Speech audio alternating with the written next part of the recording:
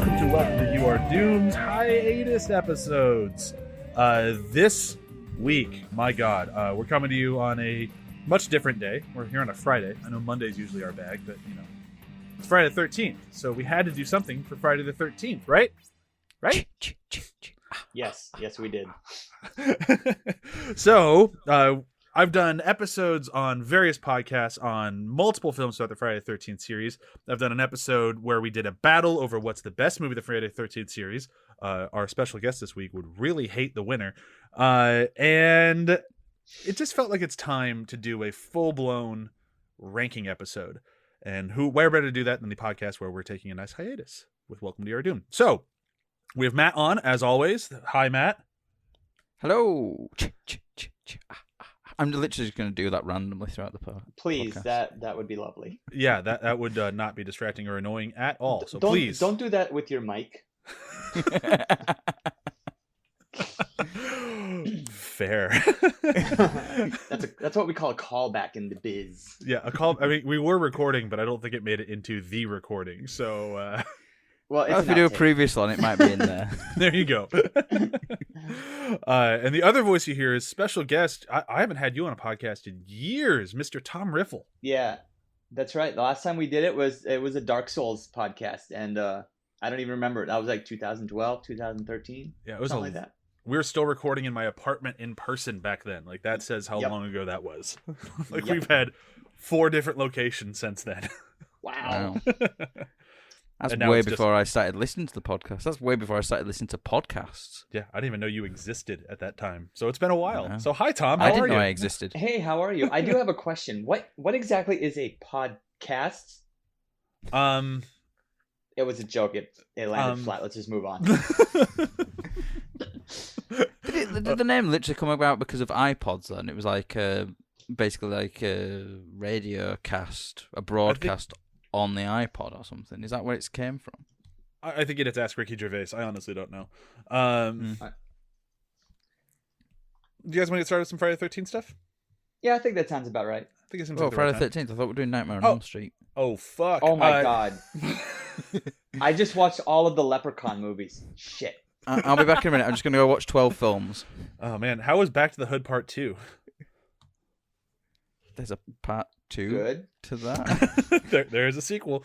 I would say it's a little more tongue in cheek. And the Leprechaun really is there, and there is some people dying, and there's gold. Well, there you go. Sounds like a classic. 2 thumbs up. Yeah. Pretty good movie. So before we get into the actual rankings, I want to get us warmed up with a nice little warm-up question. And the warm-up question is going to be, the Friday the 13th franchise is known primarily for its murders. Like it is, that's really what people know it for. It's murders. Then, there's a lot of nudity and a lot of dead people at Friday the 13th. But what it's not really known for, and I feel like it should be, is each movie has very kind of quirky, oddity, like, who thought this was a good idea moment to it. And the fans of the franchise, and myself included, have kind of grown to love these little oddities. And I wanted to get us started with, like, what's your favorite, like, random, totally doesn't make sense, like, why the fuck is this in the movie thing out of the Friday the 13th franchise? And I'll get us started because mine's in one of my favorite of the entire franchise, Part 7, The New Blood. There is a desk in this movie that the psychiatrist owns that is the most filled to the brim with plot-centric materials that you will find only when you need to find them. And different characters throughout the movie will find this psychiatrist's desk, open up a drawer, and be like, oh my God, it's the exact thing I need to know what's going on at this exact moment. And it happens more than once. And if it was once, I could forgive it. But if it just keeps happening, I'm like, oh my God, like, did the writers have anything planned here? Is it just like, no, it's the MacGuffin desk. And I really enjoy the MacGuffin desk.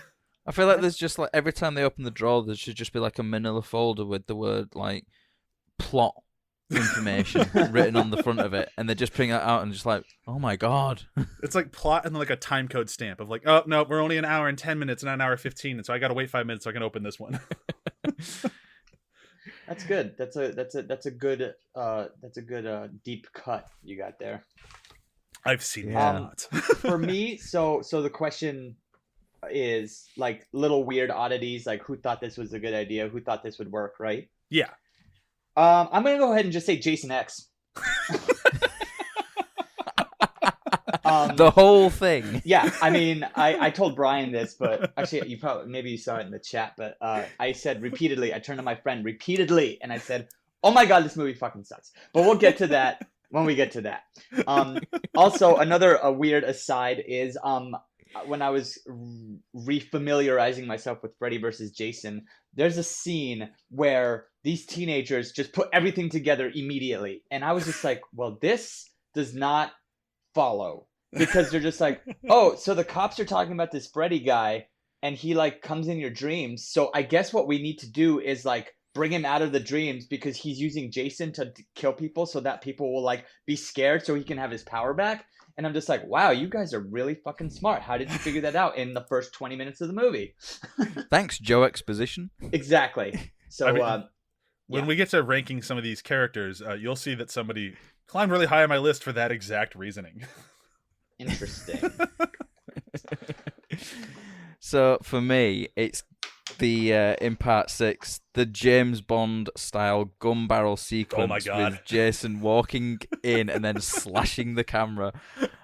I don't know if I just didn't pick up on it the first time I watched it, but this time around I watched it, I was like, what? Did he just do a Bond gun barrel? I remember that. And I swear to God, the music even goes do-do-do-do, or some sort of weird, like almost Bond style theme to it. There's definitely a Bond-esque moment there. I kind of wish that Jason was wearing a little like a bowler hat Tuxedo on top of his mask. Yeah. just lean all the way in, guys. Man, 6 is a just fun randomly little, wearing a suit. fun little movie. 6 is definitely like, they definitely kind of were like, let's have some fun here. I think that's the first one where they're just like, let's just go crazy. Let's be silly. Let's just throw some shit at the wall. See what sticks. The cam's open. Sure, why not? Yeah. 6 is like super meta though, because like you even have the line of dialogue in there that's literally says Happy Friday the 13th. Nobody says that. Nobody ever says that in real life. But we will. Yeah, now we will, of course. On the next Friday the 13th. That's true. I mean, that is, to people listening, that is today. So, you know, Yeah. Happy Friday Happy the 13th. Friday the 13th. See, now Happy people Friday the say 13th. Sorry, I missed the cue. Another thing that I just love in part 6, the guy, like, I think his name was Darren, and he's trying to like get Jason to back off, and he's got the tiniest gun I've ever seen. I mean, it's like a toy gun, and it's just so ridiculous. And Jason's just looking at it like, yeah. Yeah, that is a That's gun. what he does. He I looks am a at zombie, things. so, you know, good luck. I think 6 was the first one I saw, so I missed a lot of lore. That would make sense. Yeah, you're starting with zombie Jason. That would Yeah. That's a weird place to start.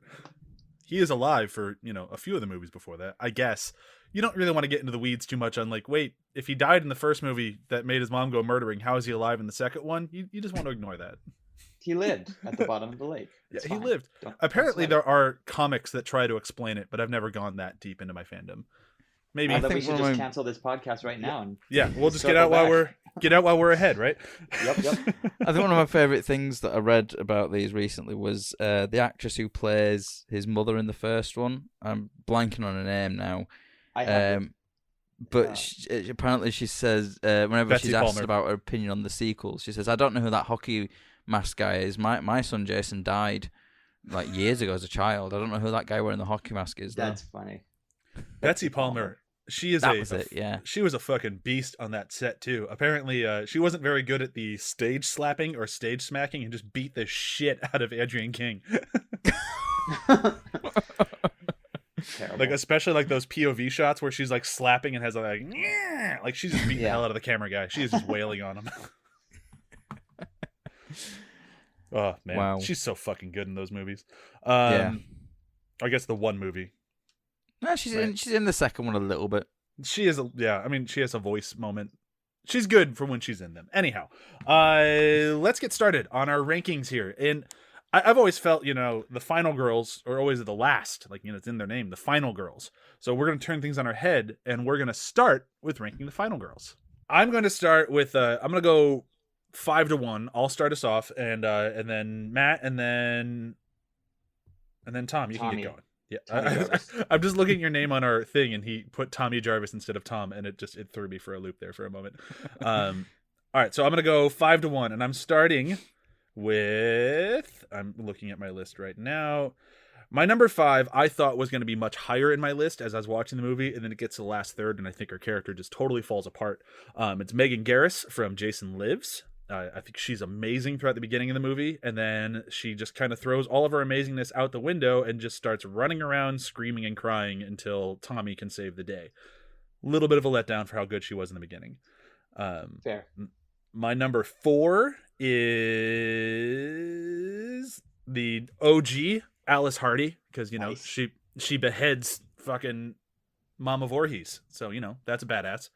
But she also kind of has the same problem with Megan, where she's pretty cool, and then she runs around crying for a long time. But then she actually gets her her gusto back and beheads a woman. So fucking awesome. Go Alice. Number 3, mostly for everything that Tom said earlier when talking about Freddy vs. Jason, I have Laurie Campbell. Fucking proactive. She figures everything out. She has a chance to run away, and she's like, no, fuck that. I'm going to stay here and watch this motherfucker die. I like how just into the whole slasher world she gets. So I like Laurie. So she got number 3 for me. I would never have guessed she would have been on that list. But, here we are. Number 2 is... This is where my list, if you've ever read my ATH article and how much I love Part 7, it changed a little bit in my rewatch. My number 2 is Tina from Part 7. A lot for the same reasons I mentioned before. I like the women in these movies when they're proactive and they try to fight Jason and not just scream and cry and run away from Jason. So Tina legitimately goes head to head with them, tries to rip him to pieces with her mind. I'm fucking into it. And then if you're catching the theme here, that would lead number 1 would be, I always forget if it's Ginny or Guinea Field, but Amy Steele from Part 2. She's a fucking badass. She's great throughout the entire thing. And then when she finally has to go head to head with Jason, she puts on a dead woman's sweater and pretends to be his mom. Like, she's fucking awesome. I love Amy Steele. She's the most intelligent of all the final girls. I think she really far. sort of Oh yeah, no, I think we all agree with that. Fucking badass. She used her head and she used her mind and not her muscles. Mm-hmm. And she's just smart. It makes sense that she would survive. It always kind of bummed me out that the original final girl got killed in the beginning of 2, especially if you look into the making of, because she loved being in the first movie, and she's like, yeah, whatever you need from me for Part 2, I'm into it. Let's do it. And they said, okay. And then they called her and all right, come to set. She's like, I haven't gotten a script. Yeah, you don't need one. It's like they pulled an Independence Day on her. Yeah. She's like, what do you need me to do? And they're just like, die. Well, that's interesting, because I read somewhere that she actually requested to die really early on because she got a stalker or something. Oh, that's interesting. Familiar. That sounds familiar. I just remember reading an article somewhat recent when I started doing this she talked about, she's like, yeah, I showed up to set and I found out there that they'd already filmed the entire thing and they're just filming my death scene. So maybe it's a mixture of the 2 stories. I don't know. Yeah, maybe she'd requested to die but assumed that she'd be at the camp and didn't think it was just going to be a little tag on the beginning of the film. Oh, that could be. Yeah.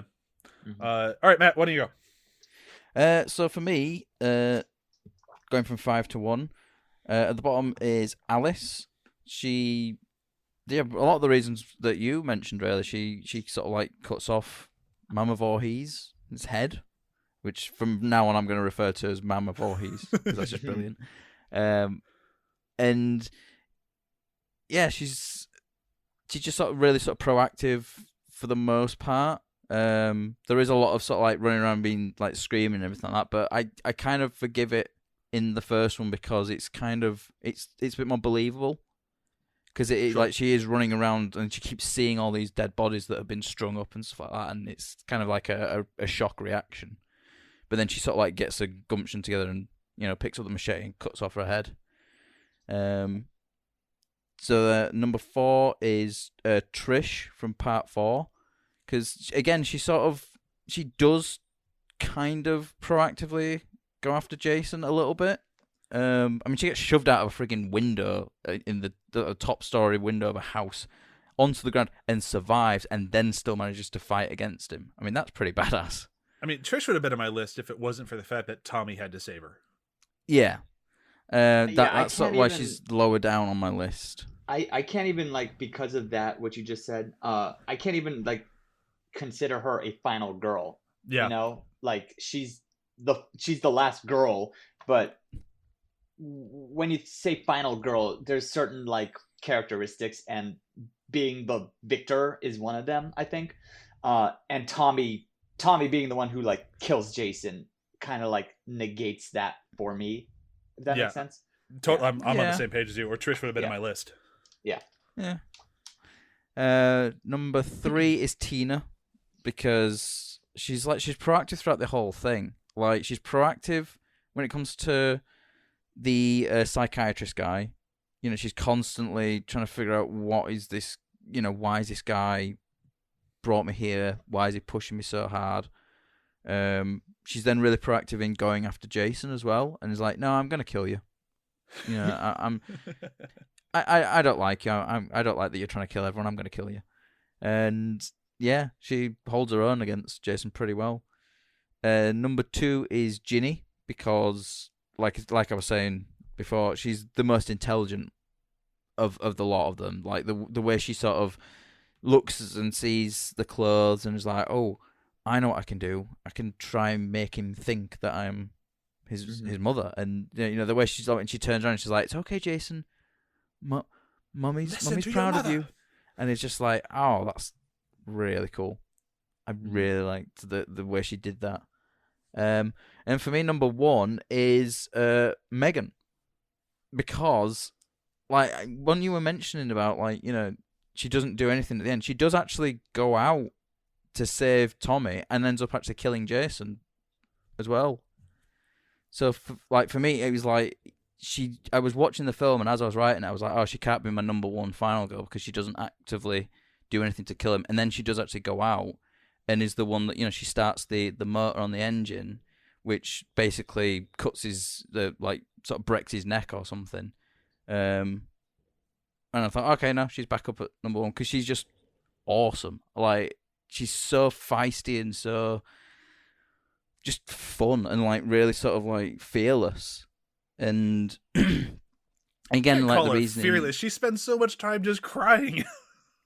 Towards the end, when like everyone's dead and there's blood everywhere, sure. But you know, it's, you know, like up until that point, she's really sort of like fearless. Like, she gets into a car chase, and it's like, you know, Tommy's there like, oh no, I need to save you, and she's like, yeah, whatever, get in, I'm driving. Okay, I do like that. Like I said, she's on my list, but yeah, she just didn't get quite as high. Yeah, but yeah, she did like, because she went down the list and then went back up again when she does actually, you know, because she does kill Jason. Sure. So like, I was able to justify having it number 1. Like, plus the fact that I think the actress who plays her is stunning as well. May have fallen in love with her slightly, just a touch, just a tad, just a little bit. All right, last but not least, Mr. Jarvis. All right, so for me, it's kind of weird because for me, it's like the first like 3 are pretty solidified, and then the rest are just like a blob. So I will also do 5 to 1, but 4 and 5 will be kind of like a little fluid, I guess. So I actually really like the remake, and I really like the whole thing with Whitney. Like, you think she's dead, and then she's not. And they even allude to it because her boyfriend says, you kind of look like, this picture looks like you, right? And so there's that whole theme of like Jason thinking that she's kind of like, he gets that mom thing twisted, kind of like with Ginny. So I like that. And I like that at the end when she is able to get out with her brother, like she just like fights. And it's like, again, going back to what I said earlier, it's like, is she a final girl? Because she's not doing it on her own. She's kind of tag teaming with her brother. But I don't know. I just think it really, it worked for me, you know? Sure. So 4 is, you know, despite the fact that I shit on these movies and I will continue to shit on these movies, I have a tough time between Laurie from Freddy versus Jason because of all the stuff that you said too, even though I took a dump on the whole, like, I just figured everything out in 2 minutes. Like, she is like kicking ass the whole time, right? But I also like Rowan from Jason X because she is just a badass straight through and through, and like everyone else in that movie is a fucking idiot. Totally. So I'll give her credit. I'll be like, yeah, she's pretty badass. You know, from the very beginning, she's a badass. Everyone been an idiot in Jason X. Case in point. Oh, he just wanted his machete back. Yeah. And, I think the thing that really got me was like, what's a hockey mask? Someone says, what's a hockey mask? And I'm like, fuck this shit. And the fact that she like constantly is just like aware that these people are idiots. I'm just like, I feel you, girl. I feel you. So 3, you know what? I know this is unpopular. I like Pamela Roberts from A New Beginning. Overall, I think she's a very caring character because of what she does in the movie, like her job. I think that she does a lot of screaming and shrieking and running around, but I think that's part and parcel for a final girl. Like that's what audiences want. Hence, we have scream queens. But she puts up a fight. She's trying to protect this little kid, Reggie the Reckless. I like that. I don't know. I think that movie's underrated, and I'm gonna give Pam some love. 2. Wait till we get to the ranking. Yeah. 2. Chris Higgins from Friday the 13th Part 3. Same thing. A lot of screaming. A lot of like, her acting is not great. Dana Kimmel. There are some parts specifically. There's a moment where I think it's Jason reveals his face to her. And she just goes, no! And I'm just like, okay, tone it down, lady. As soon as you did that impression as well, I could see her sort of throwing her head around as well, like she does. Yeah. In my head, I could see that. But I don't know. She fights hard too. Like she gets a little help from the biker dude, but like she fights real hard, and I really appreciate that. Number 1's Ginny. I gotta go with Ginny. Not only because she's quick-witted and immediately it's like, if I put the sweater on, I can pretend to be the mom. But because there are parts in the movie where she even says like, I don't know, it's kind of sad. Like, he saw his mother die. Like that's horrible. Think about that. She's got sympathy. And it's like weird to be like, oh, hey, let's have sympathy for the serial killer, right? But I think it's kind of a unique trait for a movie like this. Yeah, for sure. Know. Yeah, and she pulls it off. Like I think the actor did a good job with it. Yeah. So I do like that about her.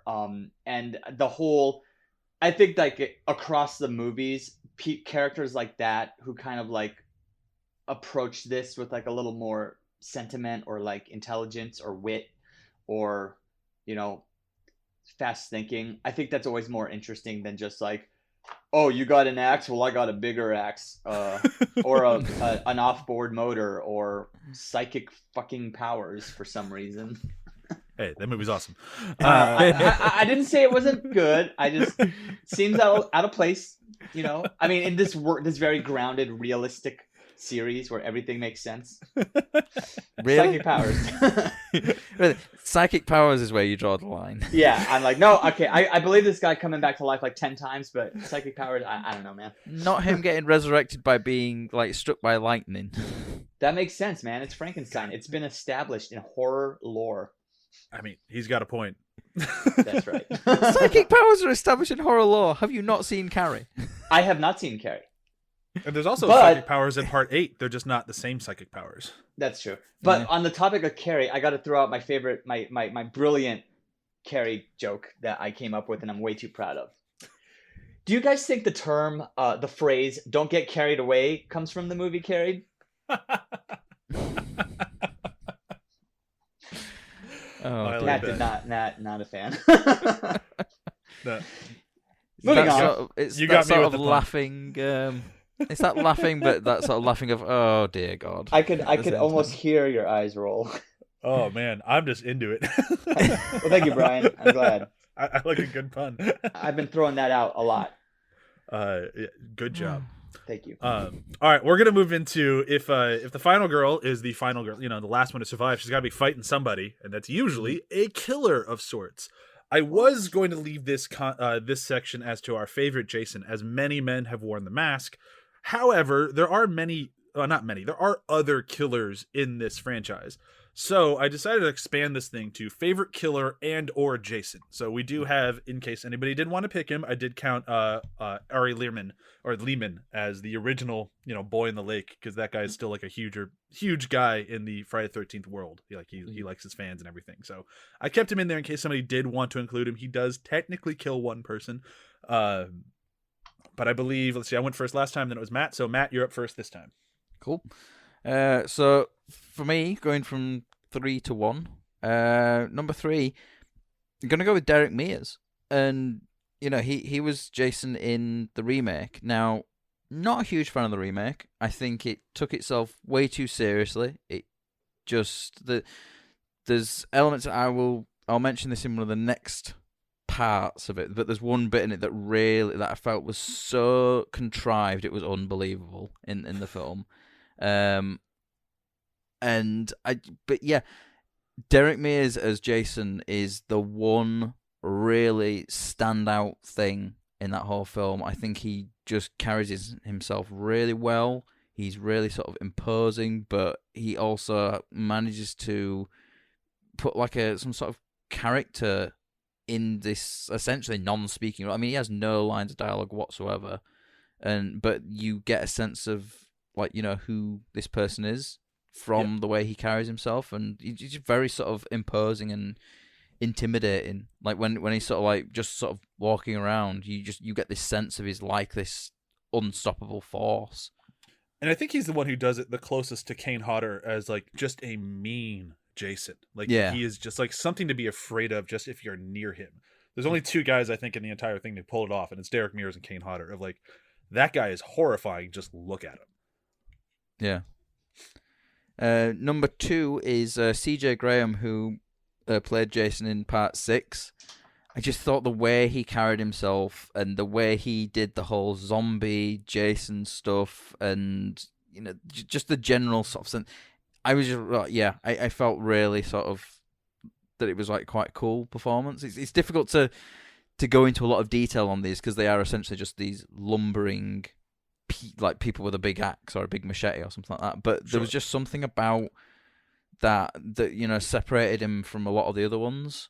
So yeah, I put him at number 2 because I felt like he really deserved. Because after part 5 as well, part 6 was just this sort of really refreshing thing for me. So and a lot of that was down to Jason as well. And then number 1, and I feel like there's going to be a lot of similarities for the number 1s on these lists. It's Kane Hodder. He is just the definitive Jason, I think. Mm-hmm. He gets very creative with the kills. He, like you said as well, very sort of mean in a way as well. That sort of and just very fearful. There's just something about the way he sort of moves around, this hulking monster, and I just feel like Kane, of all the actors, Kane Hodder's the one that really sunk his teeth into the role as much as he could, really. And one of my favorite stories of the making of is, I don't know which film it was on. I think it was part 8, but I'm not 100% sure, that he was getting into character before this shot a scene, and he was someone tried to steal his mask. And he chased him down, and I don't know if he beat him up or whatever, but he did. He got into a fist fight with him. Wow. Yeah.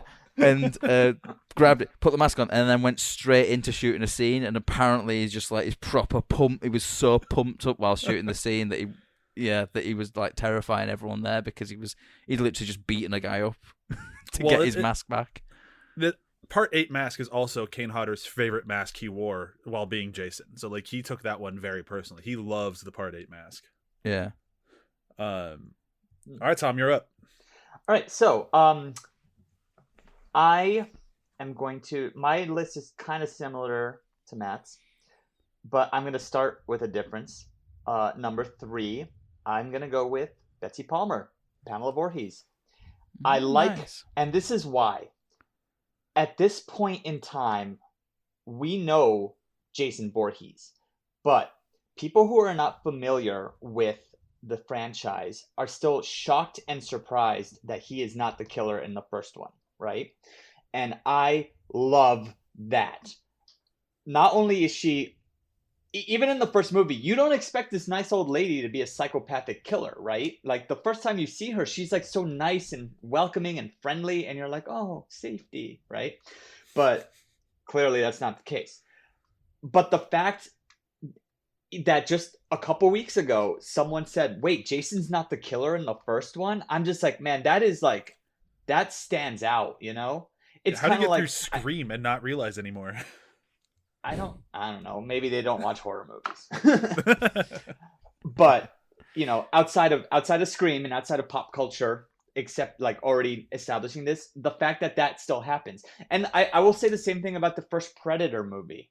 When I first saw Predator, I didn't know there was an alien in it, and that was like crazy, you know? I was like, oh, here's a movie about Arnold shooting people.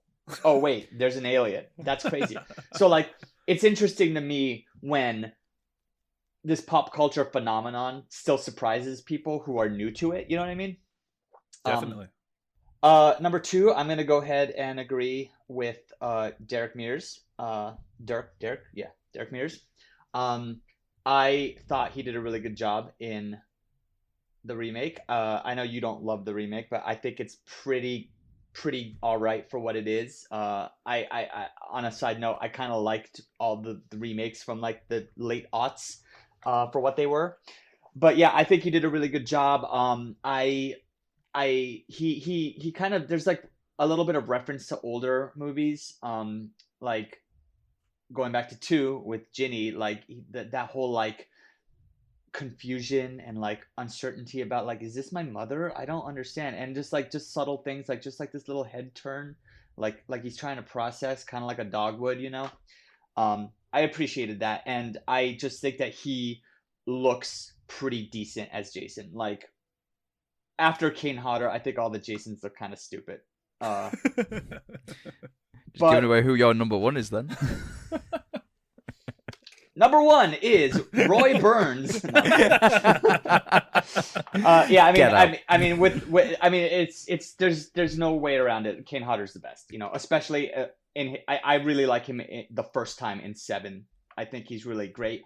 And a standout moment for me in 7 is that the iconic sleeping bag across the train, the tree.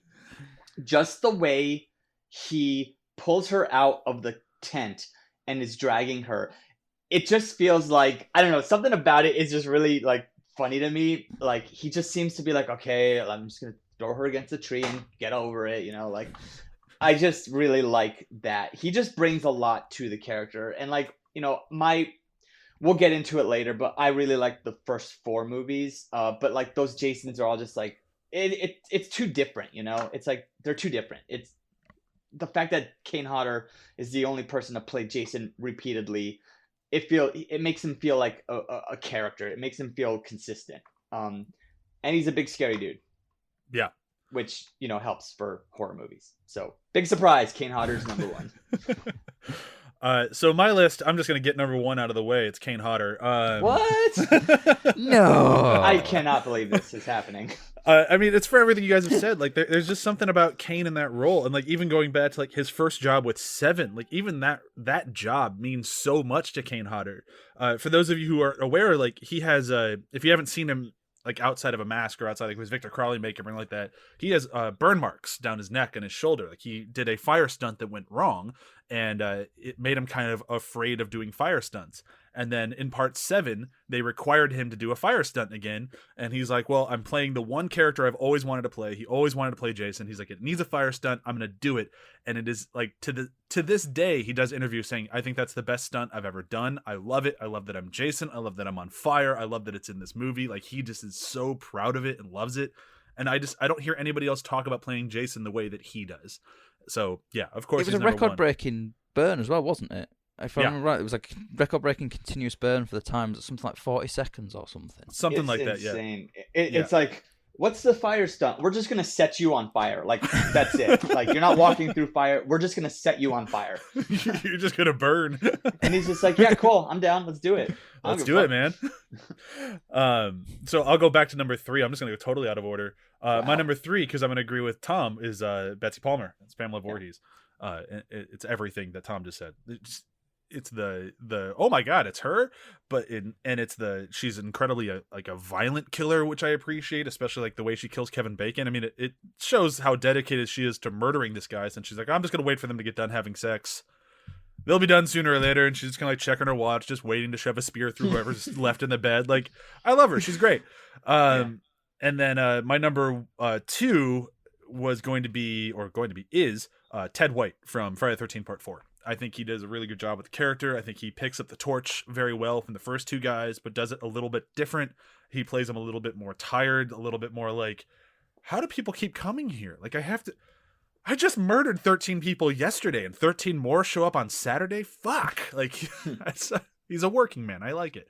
He very nearly made my list. Yeah. Yeah, I just think he did a really good job with the role. I think he was a kind of a scary dude. He was a little bit bigger than the other ones. I just liked it. And I think it's just because I'm so partial to Part 4 that really anything in it kind of just climbs my ranks a little bit. I mean, as we know, it is the final chapter. I mean... the end of an era. Jason does die in it. He does. He never comes back to legit life. He has to be reanimated, but they do kill Jason in it. But otherwise, yeah, it is definitely... Part 4 of 12 movies is not the final chapter. What? They lied to us. Like, my favorite thing about that whole situation is like they didn't even wait a year. No. They didn't even wait a couple of years. Just like the very next year, after the final chapter, Part 5 is out.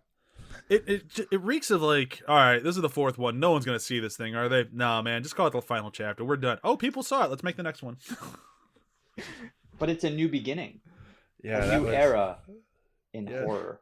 And then it wasn't. Oh, boy. It could have been. It could have been, guys. but then it wasn't. Yeah. All right, Tom, you're going first. We're going to rank our top 5 masks. I know it seems like a weird category, I know, listeners, but the mask does change in every film. It is never the exact same mask. They do little changes, like the little red lines move a little bit. Sometimes the red lines around the nose are gone. Sometimes they're there. There's a axe wound in the head that changes. There's all over lines the place in one of them. Yeah, there's blue lines in one of the films for some reason. There's a metal monstrosity in one of the films, and I'm sure is ranked really high in Tom's list. Oh man, let's just get it out. 1 through 5 is the metal mask. Like, I'm done. See ya. All right. Well, I guess I'll go 5 to 1, and maybe this will surprise you. I don't know. 5. They're so similar. I think I like Kane from the Friday the 13th Part 8. I think it fits his face well. Sure. And that's all I have to say about that.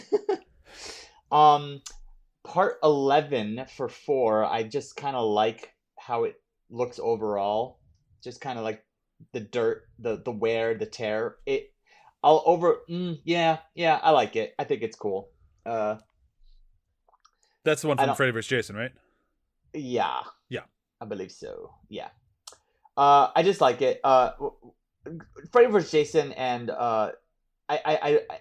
there is a point, I think it starts with 9, where Jason just has like strands of hair, and I don't like that. Including Freddy vs. Jason, but the mask itself I think looks cool. Sure. 3, I'm gonna go with the mask from Part 5 because it's different. It has the blue lines. It's a different mask. It gives away a clue that this might not be Jason. And I don't know. I think the blue looks cool. The blue lines.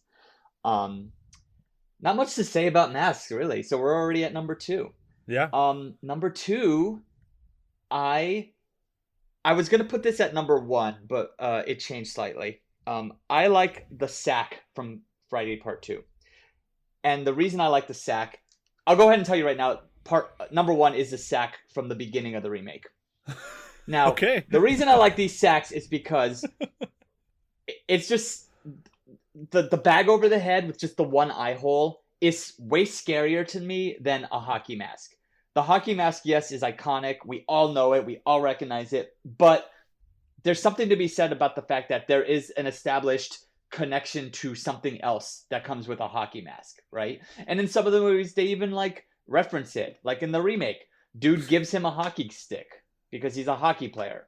you know. And then there's that whole line about like, dude, that hockey player was pissed, right? So that kind of like, now that I'm older, I'm kind of like, I don't know, it's a little silly. It's kind of like the Halloween mask. I'm just like, it's William Shatner. It's a stupid mask. It's not scary. It's dumb. But the bag over the head thing is scary to me because there's no real like connection to anything else. It's just like, here's a dude hiding his face, and the fact that he only has one eye hole kind of makes it scarier, you know. I don't know. I just think it's scarier and it's different, and you might notice that like a theme in what I'm saying is always it's different. It's different. I appreciate when things do things differently. That's a quote. I appreciate when things do things differently. Confucius say. So if you like things that are different, how do you hate Jason X? That thing did everything differently. Because it sucks. All right, I'll go for my mask. No, wait, no, you know what? No, it didn't do everything different. It just did what every other goddamn franchise did. They're like, let's put him in space. Okay.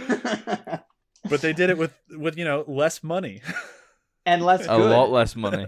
Clearly a lot less money. A lot less, goodness and hey, all they cared about was making the kills as creative as possible, and they did a pretty good job there. I'll agree with that. There's some good kills. Anyway. All right. So my masks, again, like Tom said, there's not a lot you can say about them, but I do appreciate that they took time designing the mask in each one of them. So my number 5 would be the original, the OG from part 3. I'm not the biggest fan of it in the actual film, but it's just like, as much as Tom is saying, well, this one's different, I'm going to be like, well, it's the original, so you gotta love it. I liked how he got it. He killed somebody, stole his mask. Like I think it's a pretty good mask. And then I'm going to the remake mask. I think that one, it just looked good. Like it was real dumb the way he gets it. I'll let Matt complain about it because he has a bigger problem with it than I do. It's really, really stupid how he acquires the mask. But I think it looks good on him. I think it fits Derek Mears well, and I think it just makes his character a little bit more imposing. And then just because I've listened to Kane Hodder talk about his mask in part 8 so much, then mine would be part 8. I like that it's one of the very few masks where they take time and effort to make sure you don't see Jason's eyes. There's always a big like battle on whether or not you should see his eyes. Obviously, like part 10, it's like, no, we definitely want to see his eyes, and they're gonna be red and evil. And then because other ones like, you want to. Yeah, for reasons.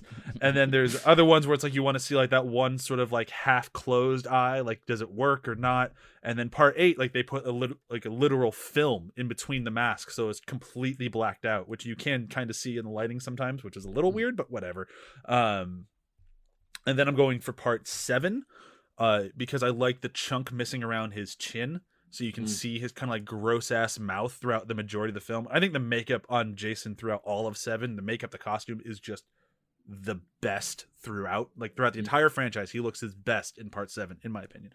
But my favorite mask is the one that I own. Like I bought this one. I dressed up as this version of Jason as Halloween for 1 year. Like I love this Jason, and it's part 4.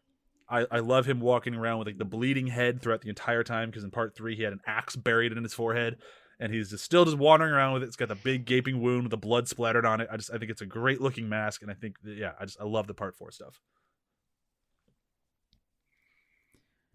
It's amazing how close our lists are, to be honest. Yeah. For me, part number 5 is part 3.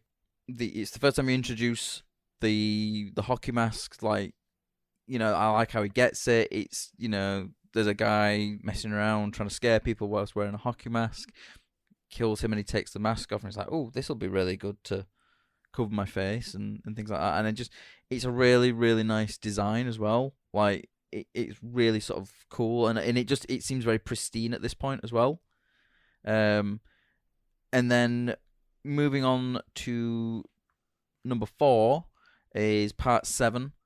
I just love that sort of the big chunk from the side missing, the just overall weathered look of it. Like this mask has been through so much, and it's he's been at the bottom of the water for God knows how long, so it's really faded as well. It's not as sort of like yellowy, browny coloured as the rest of them. It's more white. so that sort of that red triangle thing on the top sort of like stands out a little bit more because of the way that the rest of the colours sort of like basically bleached out of it, I suppose. The next one is part 12. I think the design of the mask is just brilliant. I really think it's sort of like, it's really sort of worn, and you know, you can sort of get this sense that it's been around for ages. And my major problem with it is the way he finds it. Oh, there it is. So prepare for a rant. Bring it on. I think we're all gonna have some rant time. He's in an attic with a load of furniture and sheets and shit like that, and he pulls off a sheet, and there's this random hockey mask just there on its own, just staring up at him, and he's like, just after he's had his actual mask ripped off of him as well. Just Perfect the timing of that, and it's just like, oh, how convenient. I will now wear this, right? There is a fucking room, building, outbuilding, whatever, that has sports equipment in it in the film. Why is the mask not in there? That would make sense. It's a different house. What the fuck? Perfect. And scene. And relax. Number 2. And right back into it. Part 8. I mean, I love the design. Like Bryan was saying, like the idea of, you know, blacking out the eyes, making, you know, it makes him less human. I think whenever you show the eyes, like actual eyes in a character, you humanize them in some way. And it's like one of the big things in RoboCop is when the visor gets smashed and you can see his eye. There's like, they make a big deal about of seeing that he's like that eye, that human element is still there. So I like how with this they sort of wanted to hide the eyes as much as possible and make him less, like, seem less human, this more demonic, unhuman, sort of evil, hulking monster thing. And then, for me, the best one is, again, it's part 4. The bloody patch on it, the fact that it's the same mask from part 3, but it's just it's more weathered, it's more worn down. The triangle that's going across the sort of brow is worn down, like, so you only see like really half of it. It's like, it's a mask that you can tell has had some, you know, it's gone through a lot of stuff, you know. Yeah, I think it's really, really, really decent design, and yeah, I think it's great. All right. I think it's time to move into best kills. Oh boy. In a franchise where he has killed either somewhere around 200 people or somewhere around 15,000 people, depending on how you count. The writer apparently has a tally of all the people who died in the space station that he blows up in 10, and he counts those for Jason's kills. I'm not sure if I do. I like it because it means that no one will ever catch him, but at the same time, he didn't really do that. So yeah, it wasn't him at the controls, really. Exactly. So I'm kind of squishy on that one. But either way, he's killed a lot. And when you've killed as many people as Jason, coming up with the top 5 list could be a little difficult. So this might be the first time where our lists aren't very similar, but we'll see. Going 5 to 1, my number 5 is Crispin Glover in part 4. Jimmy Mortimer. I fucking love that he screams at Tad, and it's just the way he yells. First off, Crispin Glover in part 4 is just amazing. Like, every scene he's in, he steals. His dance sequence is the best thing in any of the films, as far as I'm concerned. He's just. I actually thought that was going to be a random thing for the series. It would have, if it wasn't for the desk in 7, it would have been, especially because like the whole backstory of like, no, that's just Crispin dancing. Like, it had nothing to do with the music we played on set. We could have been playing Happy Birthday Chris. He would have danced the same way. He'd been testing that dance out at clubs. Like, he came up with it. Like, that was his dance. It's amazing. So, of course, he's got to be on my list somewhere. And it's got the way he screams for the corkscrew and then bam, right through the hand and then meat cleaver to the face. And just like the shake on his face when he dies. I fucking love it. It's great. Part 4 is from Jason X, and it's going to be the face freezing, because that's iconic. Like, even if you hate Jason X, most people agree that kill is still fucking awesome. I will agree with that. And I hate Jason X. There we go. Yeah, I agree with it. Canon. We will find out my thoughts on X. Yeah. No, not part 3. Number 3 is one that I never thought would have been on my list, but on this rewatch, it really stuck with me this time, and it's gonna be Sheriff Mike Garris from part 6, Megan's dad. Just because it's so brutal, like in a movie where they cut away from most of the violence, because like 5 through 8 is when the MPAA is like, hey, knock it off. We're tired of seeing people get murdered. So part 6 is this moment where they basically just fold a guy in half backwards, and you can hear like all this celery just, and it's like, ooh, that was gruesome. I just liked it. It stuck with me.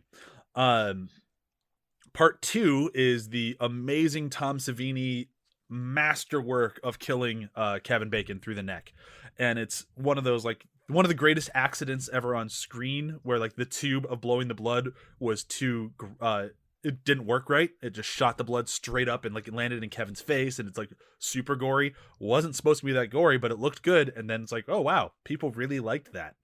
It's like, oh, I love it when mistakes work out well. And then my number 1 has got to be from part 7, the girl in the sleeping bag. One of the best kills ever. Again, came out of an MPAA restriction. It got better because in the original script, he's supposed to beat her on the tree until she's just a bag of goo, and then just empty the bag of goo. But since the MPAA is like, no, you can't do that. Like, all right, we'll just hit her once. And that just kind of cemented Kane Hodder as like, oh, wow, he's strong and scary. He just whacked her on the tree once and then walked away from her dead body bag. Kind of awesome. That's my 5. That would make Matt, you're up next.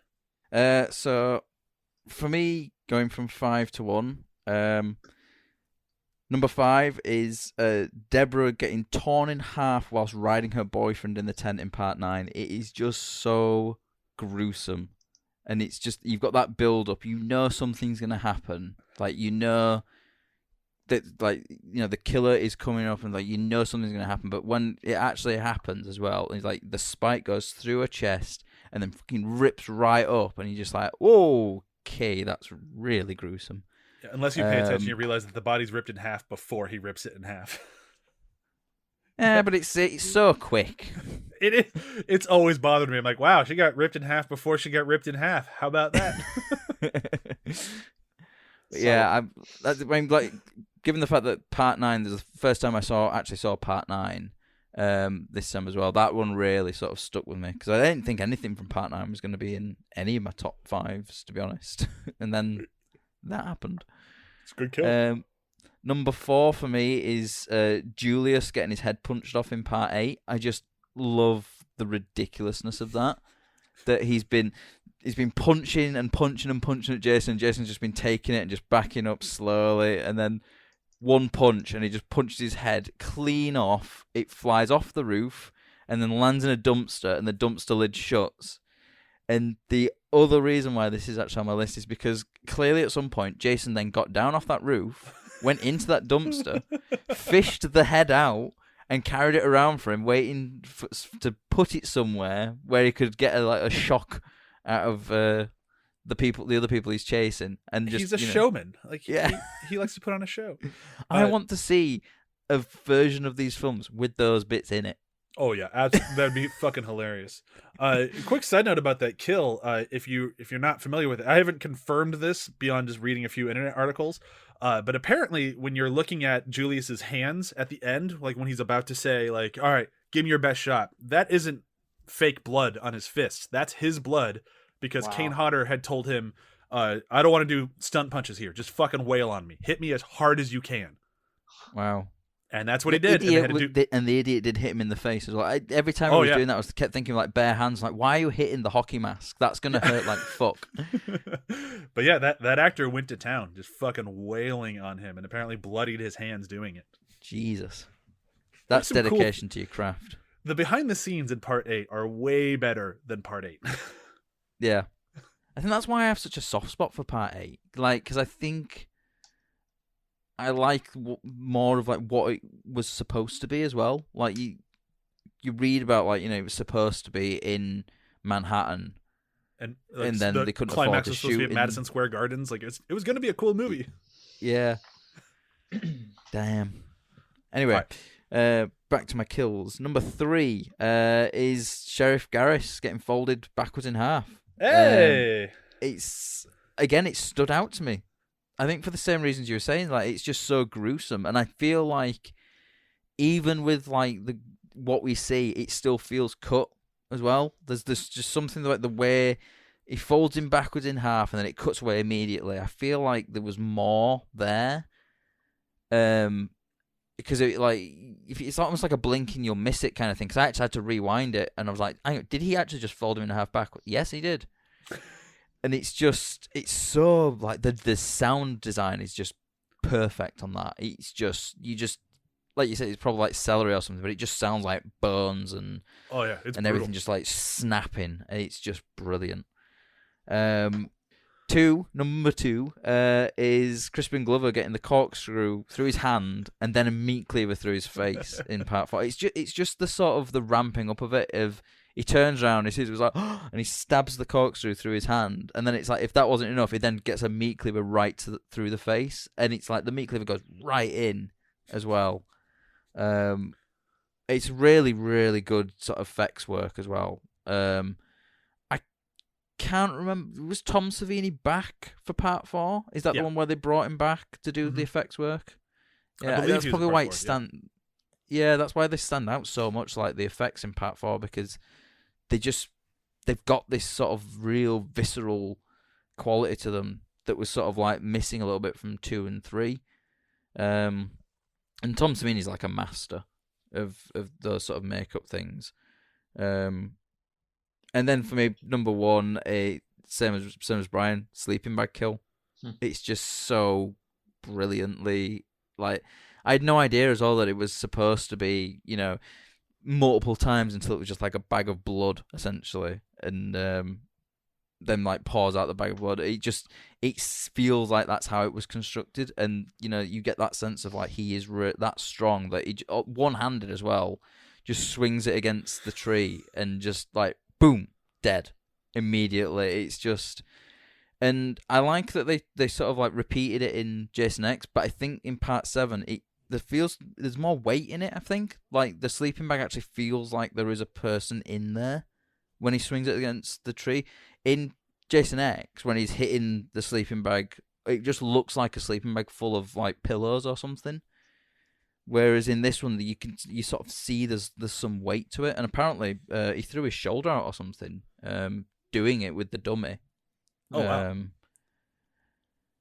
Yeah, I read that, but he loved the kill so much he did actually recreate it in Jason X, despite the fact that he really badly injured himself doing it. Huh, that's funny. Yeah. All right, last but not least.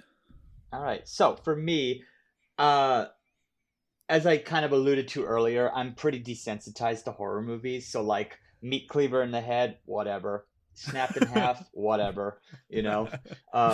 So my kill list is kind of based off the ones that actually made me go, okay, that's uncomfortable.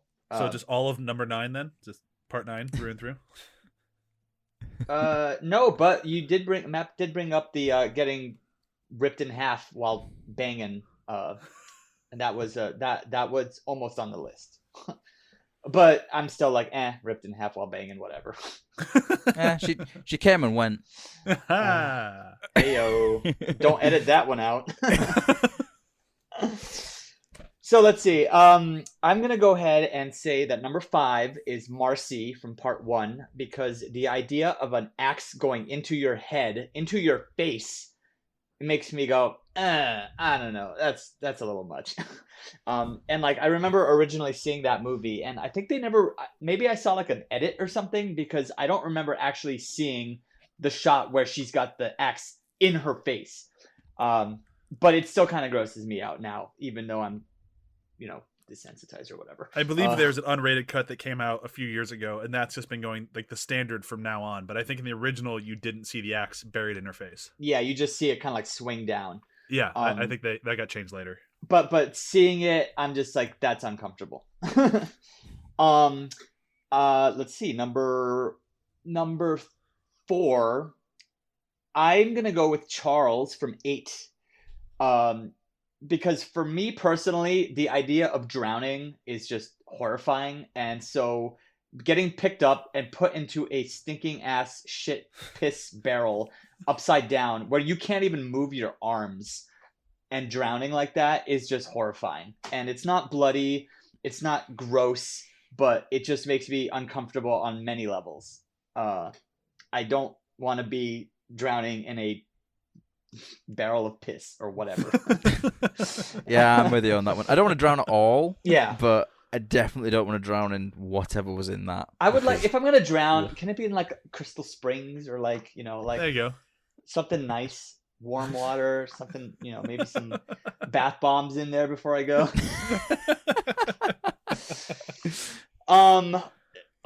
Let's see. Number 5 is Tina from A New Beginning. I do have a squeamish spot for eyeball violence. And just getting shears in your eyes alone is gross and horrifying. But the fact that they actually take the time to show him snap the shears shut really puts it over the edge for me.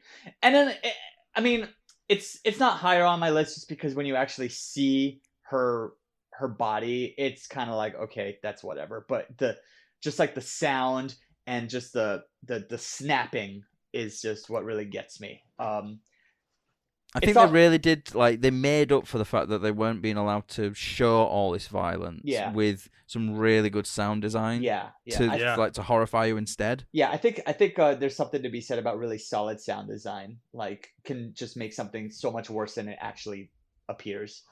Fun fact, the next guy also gets his eyes, you know, fucked up. So we got a theme going. I will say that number 2 is a sleeping bag, but not the same one as you guys. It's Amanda from the remake. Being hung upside down over a fire and being roasted in a sleeping bag. It's kind of like the whole Charles thing where it's like that claustrophobia and like not being able to get out of that. That just really makes me uncomfortable. Like, I'm just like, oh God, like you're seeing this person flailing, but she can't get out. There's nothing she can do, you know? That really gets me. Yeah. And then again, it's like when the bag falls and you see her roll out, it's just like, okay, whatever. It's fine special effects. But the fact that I think for me, my thing is like these like slow deaths are what really get me. Yeah, it's like torture, like being tortured to death. Exactly. Which is not normal for Jason, so you don't get them that often. That's true, and I think that makes him stand out. Mostly it's like meat cleaver to the face. Yeah. That's like, okay, one and done. Let's move on. So with all that said, my number 1 is Andy from 3 getting sliced in half down his crotch while he's doing a handstand. Just gross, awful. And then, you know, that's another one with the sound. I think he like makes this like really awful scream when it happens, and you just hear the body collapse on itself, you know. And then when we do see the body later, it's a little cheesy, but the fact that you kind of just see all his insides kind of dripping out, I don't know, that one always stood out as just like, that one gets me, you know. It's cheesy, but it's nearly also made my list. Yeah, it's adequately gross. That was really like, if we had done like top 10, that would have been in my top 10 for sure. Yeah. I don't know. It's just something about it. Again, it kind of goes against what I said about Amanda and Charles, but it's just still a little gross to me. You know, I just thought of something. It's not on the list, and we probably don't have time because we still have the ranking. But why no favorite, like top 3 Jason deaths? That could have been good. I was going. There's that one, and then there was a lot of people have to do whenever they talk Friday the 13th, like best nudity, and I'm like, I'm not doing best nudity. I don't care. They're boobs. Good for them. Oh man, I have an answer for best nudity too. Is it the remake? Because that's got the best commentary nudity for sure. Oh Jesus Christ! It is that line. I know what you're going to refer to because I think I mentioned it in the chat. That line of dialogue.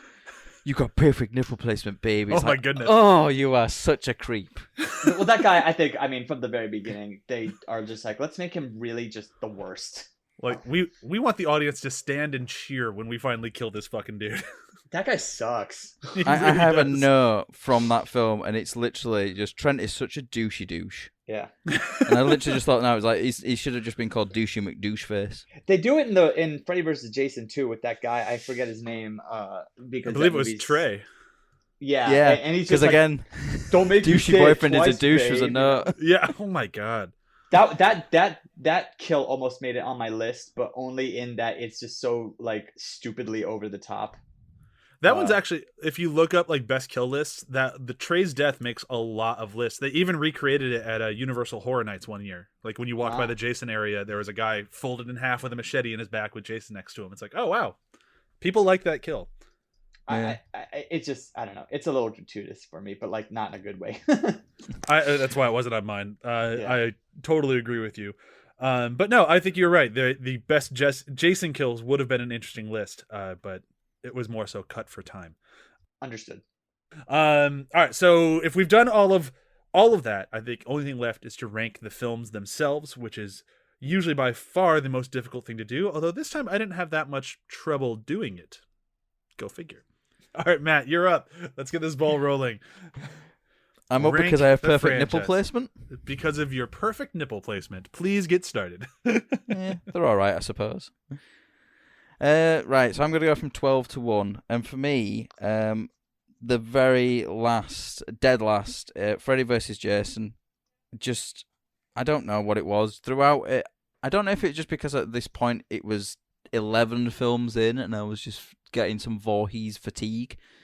But I've had very little interest in the film. Like, I'd been writing, up until this point, I've been writing, notes as I was watching them. And I had a fair few sort of bullet point notes on quite a lot of them, but on Freddy vs. Jason I made 3. That's how much it interested me. Even like the killing stuff was just a bit I suppose it's all right in like sort of the way that these films are. It just, I don't know, I just sort of lost interest. So yeah, that's sort of dead last for me. Coming in at number 11 is Part 5, just very bleh, and it was just sort of like, I remember sending you a message just sort of, when I was watching, going, do they even care at this point? Because like there was just so much of it was just so, oh really? And like, the bit with the woman going showtime while she shows up her own boobs to herself in the mirror, it's like, what the fuck is this? What is this? And then she's the whole sort of, yeah, she's excited. Yeah, I suppose. But then you've got that whole, it's not actually Jason the killer, and we're setting it up to be Tommy so much, and then like, oh, it's just this random guy who's appeared once in the film so far. Twice, thank you. Twice, and they make sure he looks dead in the camera, and they say his name both times. It's like it's this guy. Yeah. This guy. I don't know. Yeah. Bleh. Coming at number 10 is, and this was not intended, Jason X. Yeah, it felt very sci-fi movie of the week kind of thing to me. It just felt cheap, really cheap. Kane Hodder was really good in it. I think what they did was okay in some places, but it just, I don't know. Again, it just felt very sort of cheap. The effects were pretty terrible. The face freezing kill, brilliant. Apart from that, not a lot of really memorable ones. Number I love 9. the drill bit kill where he lands on the drill bit and like spirals down it. I've always been a fan of that one. Oh yeah, I'd forgotten about that. That was a pretty good one. But then you got like, low budget Tony Todd in there for for a vast majority of it. That's funny you say that, because I was like, is that Tony Todd? No, that's not him. He wouldn't. No, that's sci-fi original movie of the week, Tony Todd. Yeah. Number 9, the remake. I've sort of been mentioned a few times. It just felt like it was being too serious with it. Like, these films they're not campy really, but they're not super serious. But they do take place at a camp, so they are rather campy. Heyo. Don't get carried away now. I don't know if you can hear the clapping. Very good. But I don't know, it just seems to be trying to be too earnest in it, and then with all the cheesy dialogue being thrown in as well, it just felt very uneven throughout, and yeah. Coming number 8, Part 9, very weird film.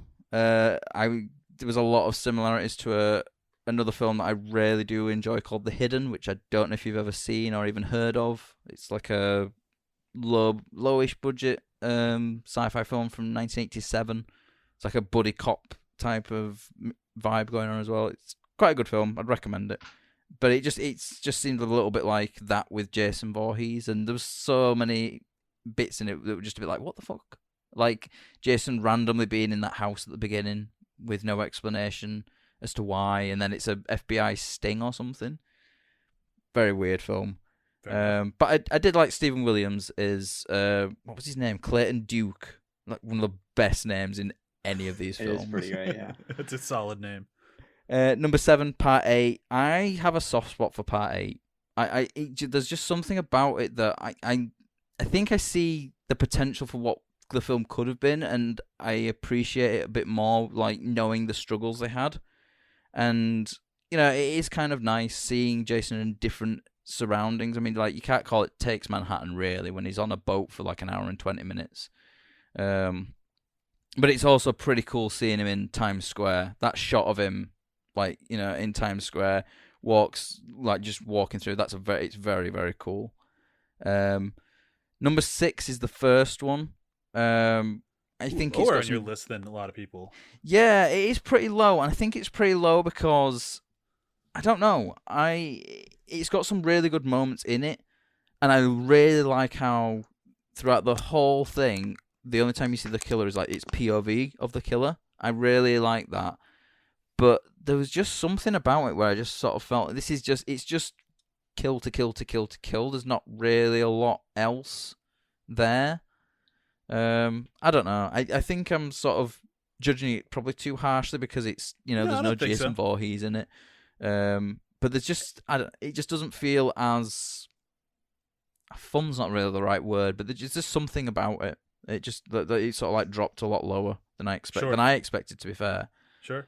Number 5, Part 7.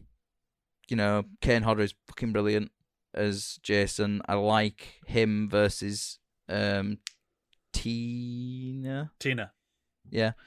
I like the whole psychic element that they brought into it. It's like a nice bit of refreshing change. Number 4, Part 3. It's kind of like the classic one. It introduced the hockey mask. There's some really cool elements in it. The 3D stuff is really stupid, especially when you're watching it on 2D as well. Yeah. It's like essentially they're just going ooh, ooh, like the bit with the eyeball. It's just funny now, and like the is it a broom handle or something that gets sort of like pointed out towards the camera, straight out the camera? Oh yeah, like it goes on for like 30 seconds. Like, do you get it? It's 3D. The popcorn scene too, when the camera's just above the popcorn pot. Yeah. But there's some other elements, like the 3D elements, that would look really cool in 3D, like the harpoon going straight towards the camera. I imagine that would have looked really cool, and it's a little bit less of the whole ooh. Yeah. We're gonna it's relevant to the plot. Yeah, it's not just ooh, look, it's 3D. Then coming at number 3 is Part 2. It introduces Jason. The sack on his head is a little bit dumb, but I do kind of appreciate we're looking at this knowing what's come afterwards. At the time, like, you think about it as the time, I can imagine that's it's more intimidating and more, like more scary. Like the idea, like the one eye hole, even though, like, from a logistical standpoint, how is he actually managing to get any of these people? Because he'll have no depth perception. He's a zombie. Yeah. And then for 1 and 2, these are kind of joint first, really, because I really would struggle to choose between the two of them, and it's Part 4 and Part 6. They're great. They're so great. Part 4 is just really brutal. It's gruesome. It's got like some incredible effects work. You've like Jason in it is brilliant. He's scary. It introduces Tommy Jarvis, who's like, one of the longest running characters through all of them. And it's just, it's the final chapter, as it were, and they really went all out for that final chapter. And, Jason's death in that is just super brutal as well, like the machete through the side of the head. And then, well, just like before he gets to that bit, it's like the machete through the side of the head, and he falls down, and then he's like, his head slides down the machete as well. It's just so good. Like, it's so well constructed. That almost cracked my best kills list, was Jason getting slit on the machete. Do you know what? It would have gone on my kills list, but then I thought, well, it's not Jason killing, and I was sort of going on a thing of like, the best kills that Jason had done. Yeah, that's how I approached it. If it would have been any kills, that would have been number one, I think. To be honest, it's just so brilliant. Just gross. It's nasty. Yeah, and then part 6 for me, it's just super meta. Like it's really self-aware, and like there's some great kills that would have like.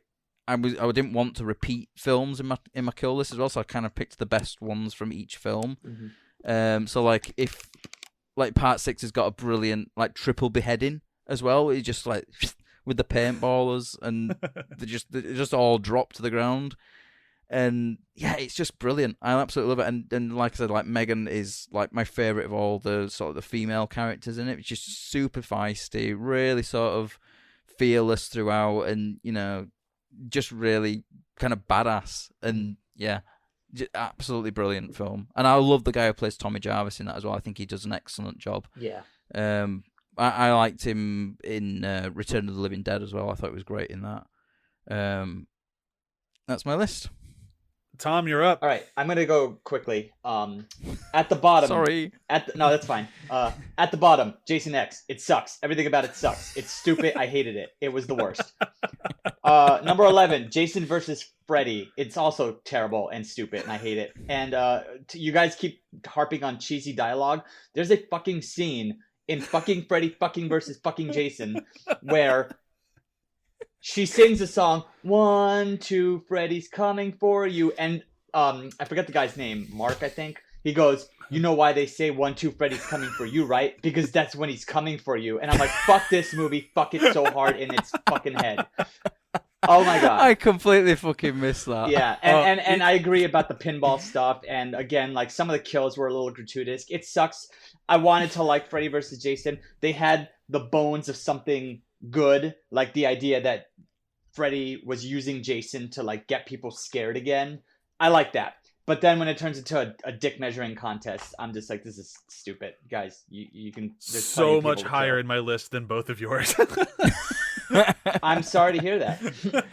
All right, well, you are wrong, Brian. Yeah, I agree with that. Number 10, 8. For all the things that's already been said, 8 is just like, it's fine, it's whatever, it's on a boat. I just don't really care about it, and the ending is kind of weird.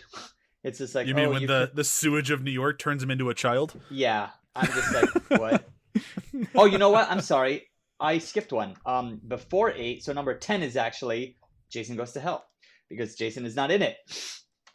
I mean, he is, but like, for what, 10 minutes? If that, yeah. And the fact, and just like the scene, I remember watching, I was so hyped. I was so excited for this movie. And then the scene where the coroner just like eats his heart for some reason. I'm like, what the fuck is this? This is stupid. And I mean, honestly, it's just kind of forgettable. Like, I don't know. There's some like lighting stuff that I really like, and set stuff and like mood, but overall it's kind of stupid. So number 9 would be 8. What's after? What comes before? I'm throwing numbers out. Like, I'm like, number 8 is 4. Number 4 is 3. You know. You are number 8. There you are. 8, number 8 is 6.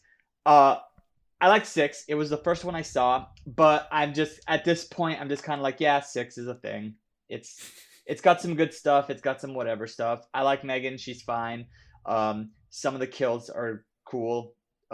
Jason as a zombie, interesting, but I mean, I don't know, like the paintball stuff. I was, even back then, I'm like, this is kind of stupid.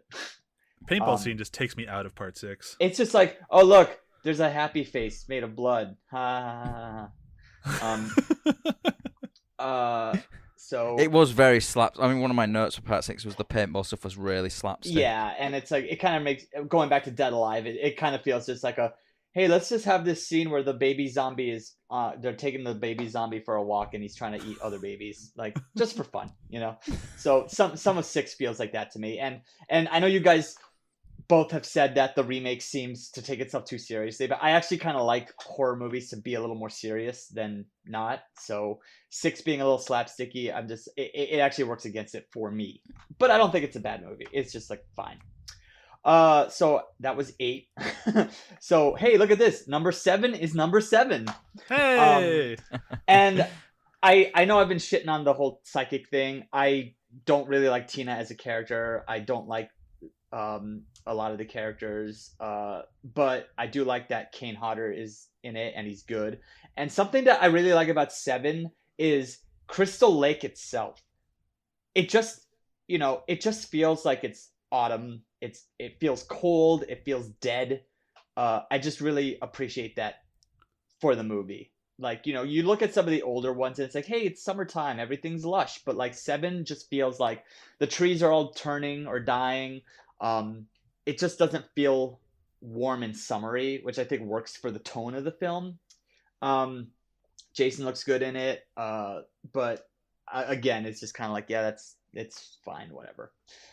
Number 6 is the remake.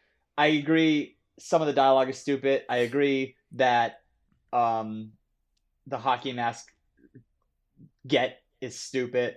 But I don't know. I don't think it's that bad.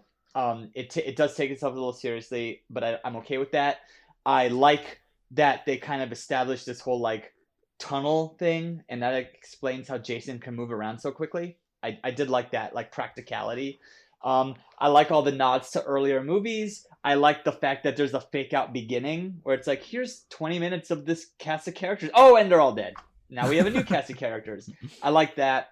I actually like Jason in that, and you guys both said something about the mask in 8 hiding the eyes, which I agree with. I think it looks better, but I think in the remake, it actually works because we're not with zombie Jason, we're with human Jason, and even at the end when he dies, there's a shot of his eye just like staring at this woman who he thought was his mother, and I don't know, it works for me. It's not a great film, but it's fine. I like it enough. 1, 2, 3, 4, 5. Okay, so 5 is 5. I know you guys hate 5. I know everyone hates 5. 5 is wasted potential for me. It's missed opportunity. I like the fact that they set up Tommy as going to be the killer. I like the fact that it's a copycat killer and it's not Tommy. I don't know. I like the mask. It's a little goofy, but not to the. I don't think it's as goofy as 6.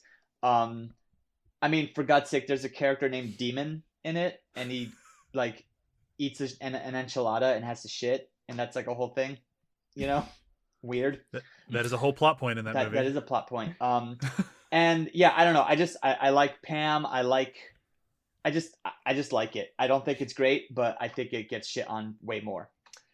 Which leaves us with the top 4, and the top 4 are the first 4. Number 4 is 1. I like it. I think it establishes a lot of stuff. I like Pamela Voorhees, Betsy Palmer. I don't really like Alice. She's fine. I don't know. It's fine. It's a good beginning. It's good first effort. After that, number 3 is number 3. I know that the 3D is cheesy, but kind of like 7, I just like the tone of it. It just feels like, hey, here's this like farmstead out of a small town that's on one side of Crystal Lake. It's not a campground. It's just somewhere else. I like that. That is the point where we do get the hockey mask, which is, there's something to be said about that, even though I am a fan of the bag over the head. Some good kills. Shelly just being a bitch the whole time. Oh, nobody likes me. Oh, look at my face. Wah, wah, wah. Fun fact, that guy is like a lawyer now. So that's funny. Yeah, I don't know. I do get a kick out of these like stupid stereotypes about like, here are the hippie characters who are always high. Here's like these bikers for some reason. They show up. They're there. They show up, and good hustle with Ali, who like an hour after dying is still alive, and he takes a swing at Jason to die and just dies. I'm like, all right, good hustle. I appreciate it. I do like in 3 the bit where they're trying to hide the weed as well, and they do that by eating it. Yeah, that's. I mean, we've all been there, right? I'd never eat anything like that to try and hide it. It just seemed very stupid. Me neither. It was a joke. All right, so that leaves us with number 2, which is 4. I like 4. It's a good ending. I like Tommy. I like Tommy as a kid. I like that they kind of even in that one they set him up to be like, oh, this guy might be fucking a psychopath. I'm gonna go ahead and say I don't really love the Crispin Glover dancing stuff, just because I just don't like dancing in movies. I think it's always like played for laughs, and I'm like, why is this funny? Maybe I take it too seriously. I don't know. I'm like, this isn't funny, guys. Come on. He's just flailing around like an idiot. Jeez. But that's what's funny. I mean, what's really funny about that is the fact that he used to dance like that at clubs. I mean, I didn't know that, and that kind of reassesses things. But yeah, I don't know. Yeah, four solid overall. But my number 1 has to go to Friday the 13th Part 2. I've seen it the most out of all of them. I like this version of Jason with the bag over his head. I like Ginny. She's my favorite. There's some good kills, like the kill with with the guy, I think his name was Mark, in the wheelchair.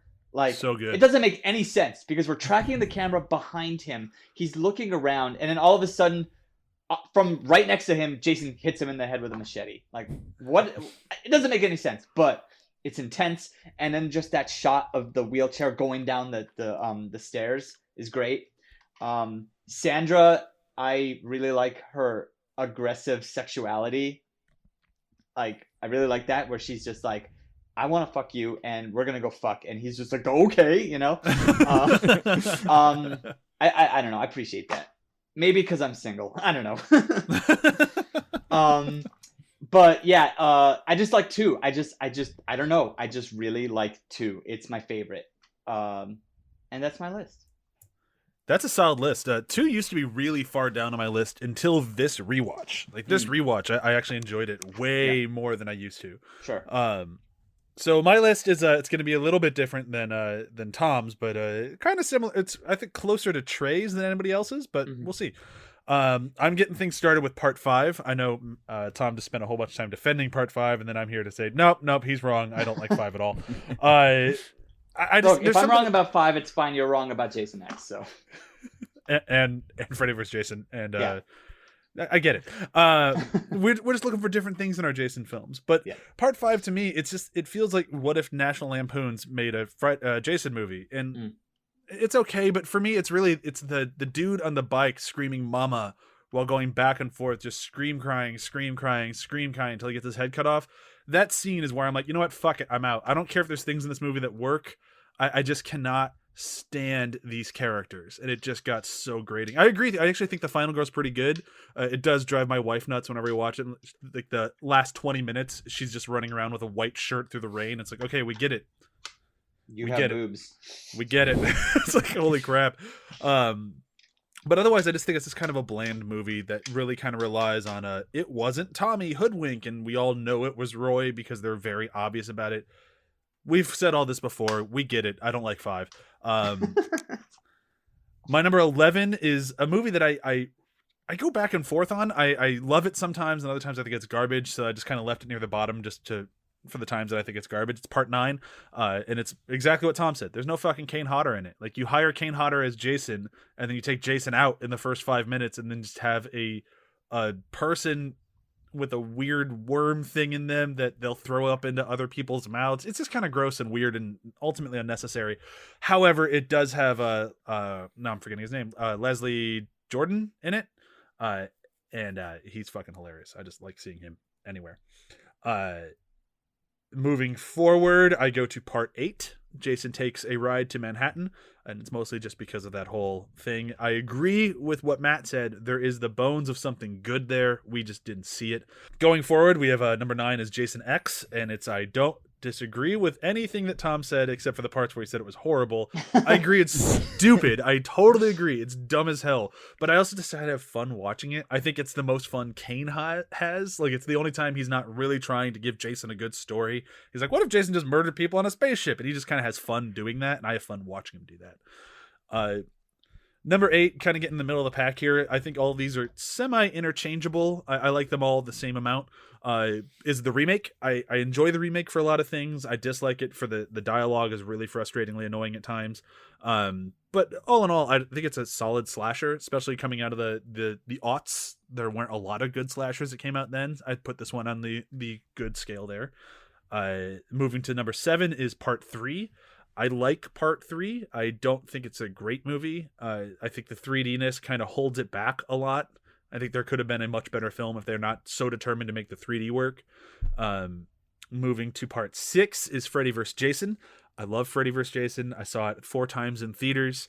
I think it does a very good job being both a Nightmare on Elm Street movie and a Jason movie. I think it mashes them both together.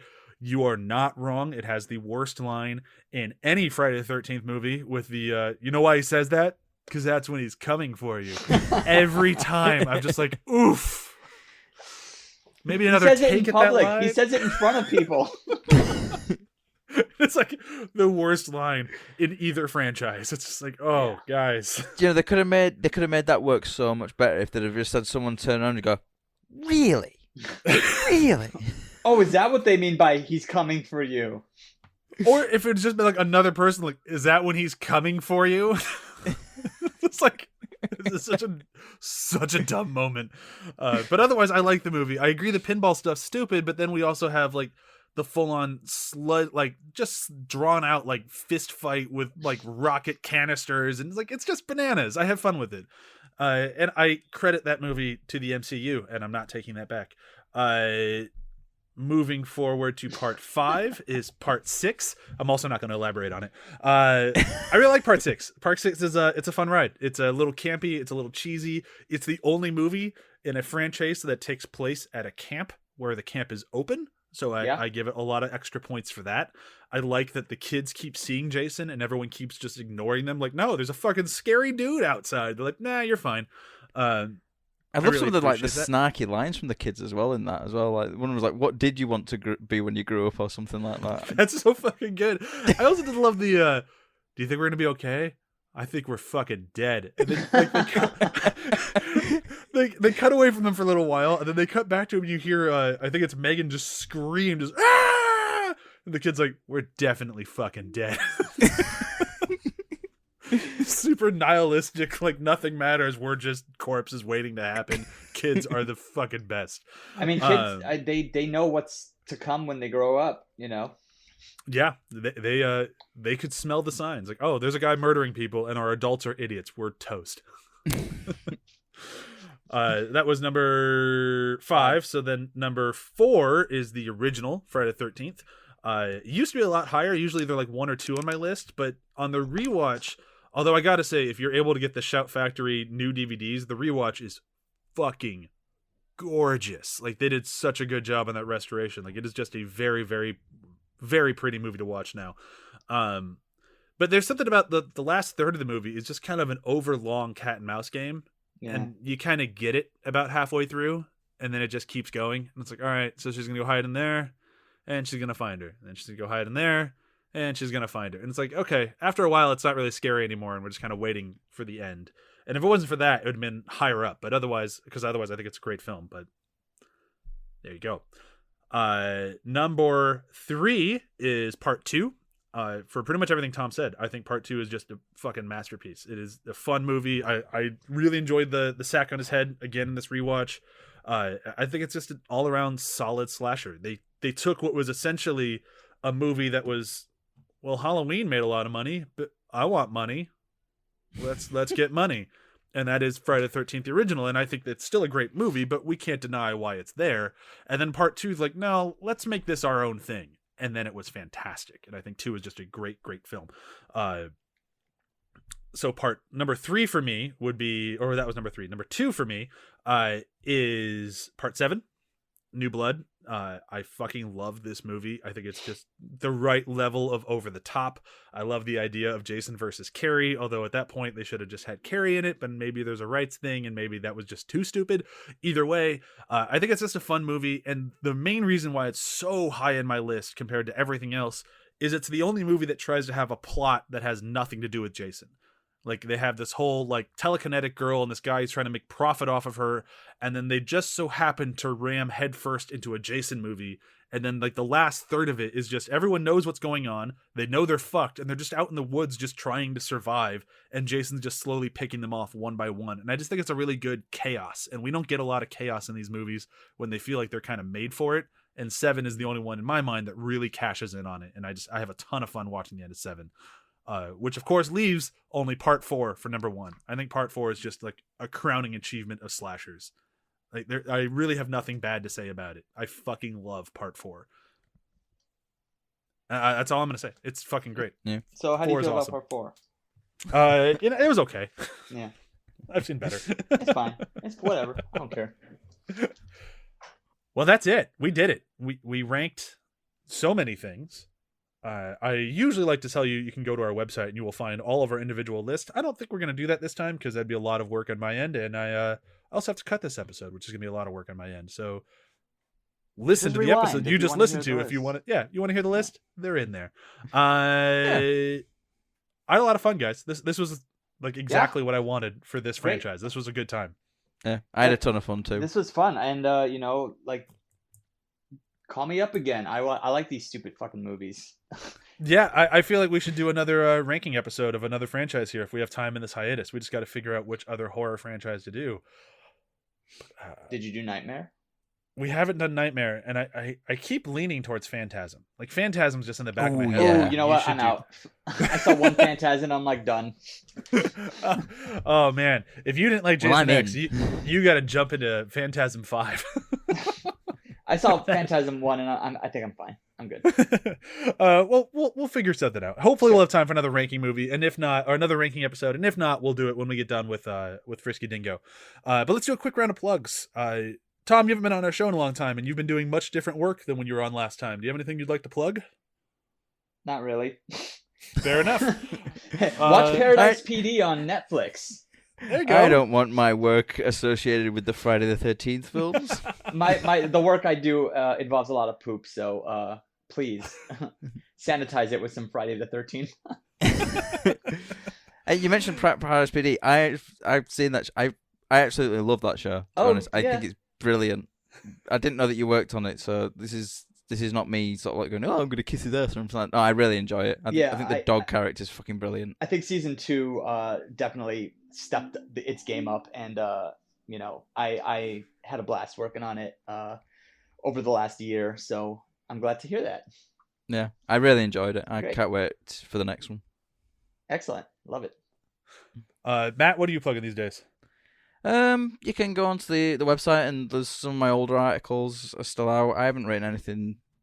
Well, I've written one article throughout this Corona thing. I'm just lost a lot of motivation to do it. I'm trying to force myself to do it, but I think at this point I'm going to just start prepping for this huge article series that I'm planning for next year. I think that's probably going to be the best way of getting back into the writing thing. Because this year's been a bit of an arsehole, to be honest. But yeah, there's some of my older ones out there. Yeah, there's some of my older articles out there that they're pretty good. I think they're good. I enjoyed writing them, and I've heard pretty decent feedback from other people. I'm never going to be the kind of person who's like, yeah, I'm amazing and everything I write is incredible. But yeah, people seem to like it. People seem to like the style of writing I have. So yeah, check them out. Cool. And for me, check out Behind the Hype all month long. We're doing Hugo Weaving. Yesterday, our episode on Mortal Engines came out. If you are a huge fan of the Mortal Engines franchise and you love those books, skip yesterday's episode. If you have never heard of them and you might be a little bit at odds with them, listen to us rip the shit out of Mortal Engines. We don't usually like movies where we just bash on them the whole time, but Mortal Engines is a hot pile of shit, and there's no denying it. So yeah, let's next week we're going to be doing Last Ride, a Hugo Weaving movie that's all in Australia, and it looks like a huge bummer, but I hear he's fantastic in it, so I'm excited to dive into that. So would you say that the Hugo in the realm of Hugo Weaving movies, Mortal Engines is comparable to Jason X? Ooh, that's a little mean to Jason X. Oh, well, I am okay with being mean to Jason X. I can look at Jason X and go, this is a horrible movie, but I enjoy it. I look at Mortal Engines and I'm like, why are you here? Yeah. Please. Is it the part 5? Is it the Friday the 13th part 5? Or... It's closer to part 5. Oh, guys, come on. Breaking my heart over here. There are some things that should not be said. And that's one. Agreed. And there's some movies that shouldn't be seen. But if you want to listen to a good podcast on it, check out the podcast on Mortal Engines. All right, guys, again, thank you so much for doing this. I had a lot of fun. Yeah, it's great. And thank you to listeners for listening to our extra long episode. Hope you've all had a very good Friday the 13th. Good luck avoiding Jason when you go to bed tonight. And bye. Bye.